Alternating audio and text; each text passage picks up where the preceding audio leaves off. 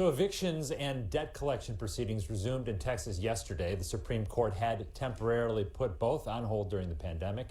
Allmand is an attorney, and he joins us now as an expert in these matters. Good to see you. Thanks for being with us. Do you see a large number of evictions, sort of a backlog of that, and we're going to see that happening like almost immediately? I know some cities have delayed that, but they're backlogged. There's definitely a major backlog. The Supreme Court's waiver on going forward with evictions expired yesterday. And so now people are able to go forward, landlords, to post those for eviction. However, if the landlord is under the CARES Act, they're required to wait until July 25th. And then after that, give a 30-day notice. So it could be the end of August before we see the peak. But we are going to start seeing some evictions now. I assume it's more evictions than normal. How bad is the problem of essentially people not paying their rent and being evicted? Is that in line with all these other unprecedented issues we've seen? Well, last year during the same time period between March and May, there was thousands of evictions in North Texas. So far, there's been less than 200.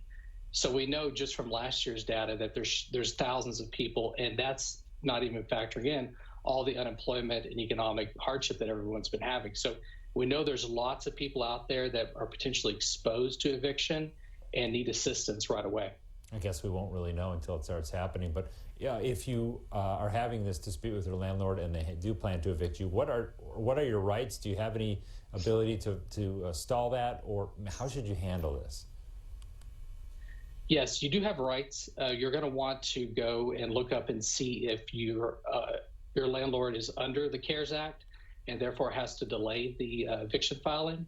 And you can also explore other alternatives to stop the eviction, including Chapter 7 or Chapter 13 bankruptcy. We can have an automatic stay in place that would stop that and allow the debtor to either reorganize by catching up on those payments or wiping out that lease deficiency.